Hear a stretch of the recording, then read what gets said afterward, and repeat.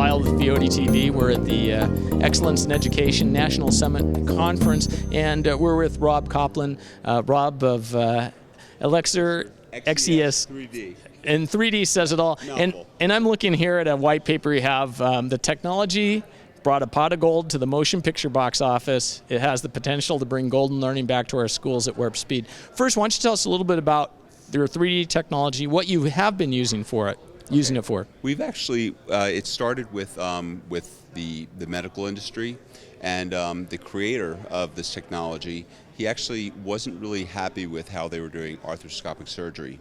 So what he did is he created little tiny cameras where the doctors could actually see without glasses in 3D and perfected the surgery. So then after that, he partnered actually with John Curry, who is our CEO of Elixir, and they formed Elixir XES 3D. So, and what we've done in the past, and current, I should say, is the way we started out was we actually went to the studios because we said, hey, how about advertising your 3D movies actually in 3D? So they flipped out over it. They came in, saw a demonstration, and it was sold like that.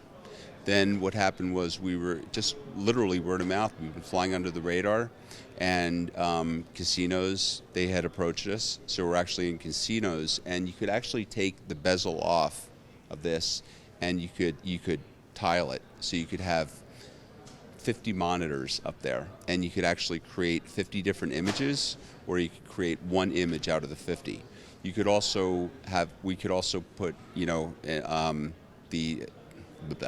say it again. We could also actually have it in rooms for IPTV, so you could actually watch a boxing match when you're in your room, and it's almost like the boxers are almost sitting in your lap. Yeah, like you're being punched. So let's segue to education. You have a research paper here, and the first glance, it wasn't obvious to a layman like myself how this could be used to help children with special needs. Oh, it's incredible! It's incredible.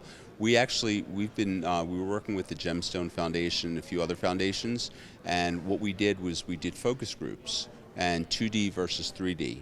And there were a lot of kids with dyslexia, other learning differences, and they were able to actually pick up like almost like hold in their hand an apple, because the apple would come and they would reach for it, and we would spell apple. And these are kids that were never able to spell in their life, and they were able to actually, after watching this literally for 10 minutes, spell apple. And they could spell. We had other things. We had other sorts of fruit. We had trucks.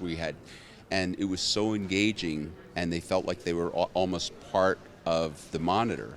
So they were able to actually play with it. We even had kids that that are autistic, and they were able to do it. And it was really. I mean, that was the most amazing thing for me to see, and for most people to see, because these kids, some of them don't really even talk. And all of a sudden they're pronouncing truck, and they're actually spelling truck.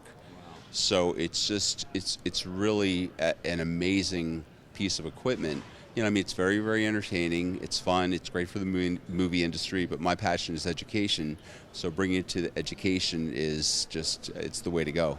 Yeah, and you can't see it here, but of course you don't need glasses. It's autostereoscopic. So. Exactly. So you don't have that annoying pain right here, and actually forget about eye fatigue, because you could watch this for hours, which I've done.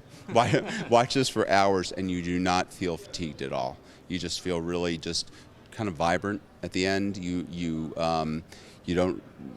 I watch these, the loops, and play with Google Maps over and over, and I almost feel like enthused afterwards. And so from a cost perspective, do you see this being cost effective for a classroom or for something special needs classrooms? Actually, I'm glad that you brought that up, because what we're doing is a totally different model.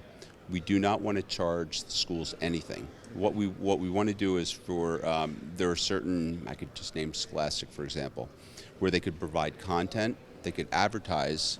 So really the advertisers and the people providing content are the people that are actually going to pay for the monitors. So nothing will come out, of the school's budget, and we'll be able to hopefully be in many, many schools throughout the country. Are you going to face resistance from parents who are concerned about their kids getting too much advertising? Or? Well, it's not really. It will be healthy. I mean, it will be very, very Good messages. great messages. And if Scholastic is putting, I keep on using Scholastic as an example, but if they put something together, it's going to be educationally related. So it's not going to be. You're not going to have. I don't want to mention any names, but yeah. Sugar cereal number 5. Right, exactly. You're not going to have them advertising. I mean, they might be advertisers of ours, but you're not going to see them in the schools.